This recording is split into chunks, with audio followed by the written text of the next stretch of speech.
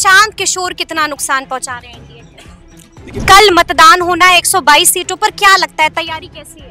अच्छी तैयारी है। जब से चुनाव शुरू हुआ है, एक मंच बताइए जहां राहुल गांधी, तेजस्वी यादव और मुकेश सहनी एक ही चुनावी मंच पर। क्या कहना क्या चाह रहे हैं आप? मुकेश सहनी नाराज हैं? 28 सीटों में से कितनी सीटें जीत रहे हैं चिराग पासवान? कितनी सीटें जीत रहा है एलजेपी? तेजस्वी ने कह दिया 18 तारीख को हम शपथ लेने जा रहे हैं।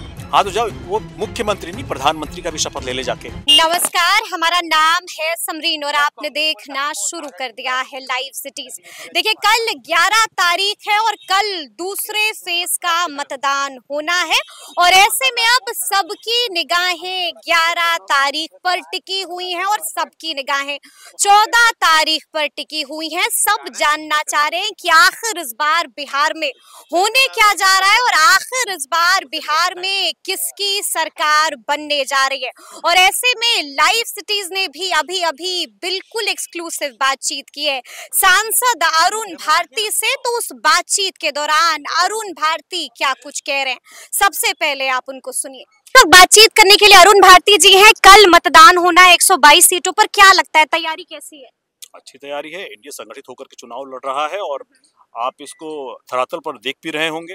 इससे पहले जो महागठबंधन एसआईआर का बार बार शोर मचाया करता था, आप बताइए कि जब एसआईआर के बात को लेकर के ये लोग विरोध प्रदर्शन कर रहे थे तो राहुल गांधी, तेजस्वी और मुकेश सहनी एक जीप में घुमा करते थे।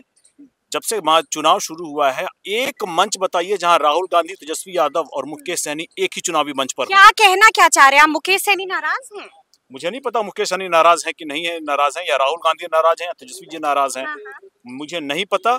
मगर महागठबंधन में बिखराव है, ये गड़बड़ है, बिल्कुल गड़बड़ है। हाँ। इतनी महत्वाकांक्षा है मुख्यमंत्री उप मुख्यमंत्री बनने की कि गठबंधन की भी तिलांजलि दी जा रही है। 28 सीटों में से कितनी सीटें जीत रहे हैं चिराग पासवान? कितनी सीटें जीत रहा है एलजेपी? 29 सीटों में से अब कहाँ 29?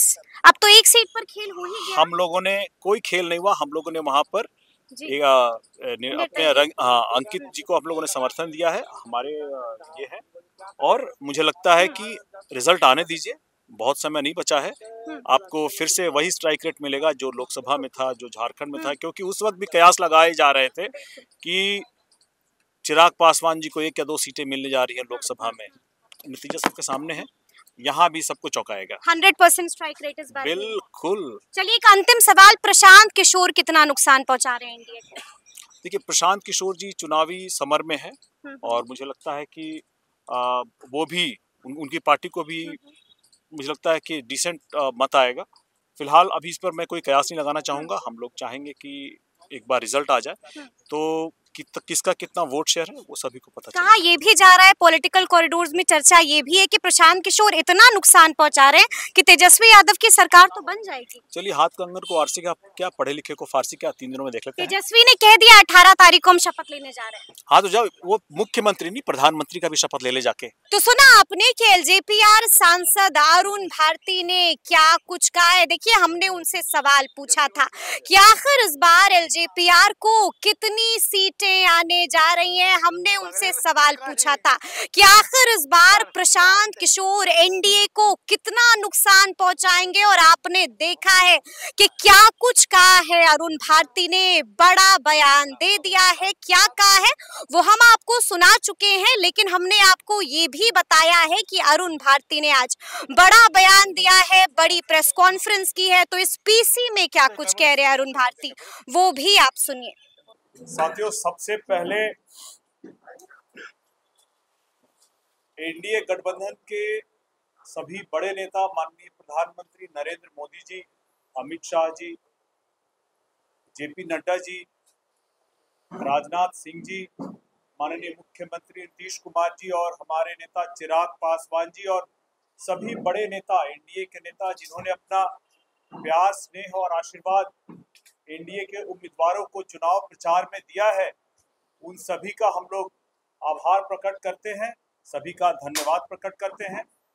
एक ज्वलंत मुद्दे को लेकर के हम लोग आपके सामने आए हैं और ये आपके संज्ञान में देकर जनता के बीच इस बात को लेकर के जाना बहुत जरूरी है। देखिए, लोकतंत्र में वोट देने का अधिकार और अपने मन से हमें जिसको मनाएगा हम उसको वोट देंगे। लेकिन अगर हम राजद के उम्मीदवार को वोट नहीं देते हैं तो क्या इससे पिछड़ा, अति पिछड़ा और दलित समाज के व्यक्ति की हत्या हो जाए? ये कितना दुर्भाग्यपूर्ण है और ये अन्यायपूर्ण है। अभी हम लोग मुजफ्फरपुर जिले के गायघाट विधानसभा के सखौरा पटसारा गांव से आ रहे हैं, जहां पर शंकर पासवान जी की हत्या सिर्फ इसलिए कर दी गई क्योंकि उन्होंने राजद समर्थकों के द्वारा राजद के उम्मीदवार को वोट देने की बात की थी और उन्होंने अपने मन से अपने मताधिकार का प्रयोग किया था और राजद के लिए वोट नहीं किया था।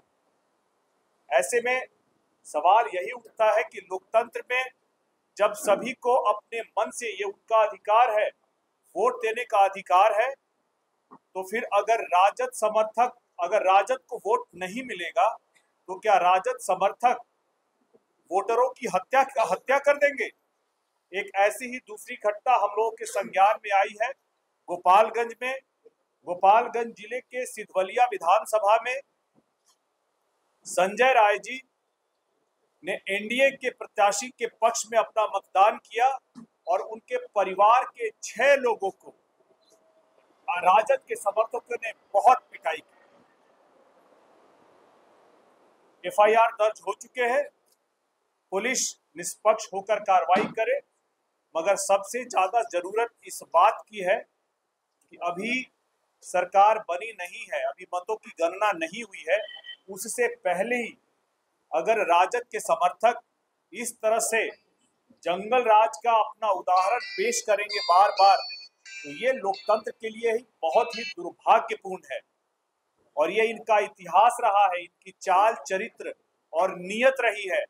ऐसे में जितने भी ऐसे कृत्य राजद के समर्थकों के द्वारा, जहां कानून का उल्लंघन होता है, वोटरों को वोट देने से रोका जाता है और उनके उम्मीदवारों के पक्ष में, राजद के उम्मीदवारों के पक्ष में वोट नहीं हो,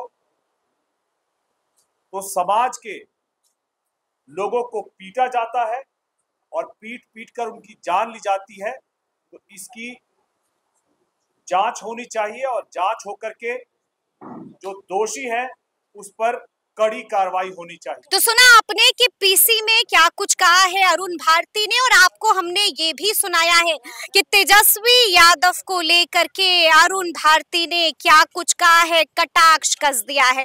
क्या कुछ कहा वो आप सुन चुके हैं, तो अब देखना होगा कि आखिर 14 तारीख को बिहार में क्या होता है और आखिर 14 तारीख को बिहार में किसकी सरकार बनती है, ये भी अब आने वाला वक्त ही बताएगा।